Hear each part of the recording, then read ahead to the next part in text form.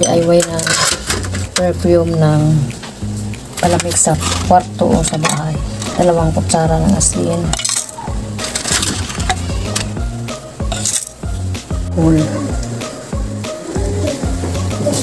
Lagyan natin ang alcohol. Tsaka itong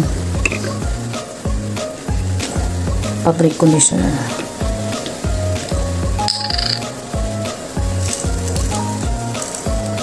Tsaka yung kalamansi ating ilagay.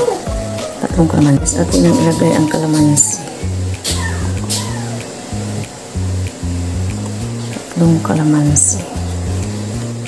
Yan.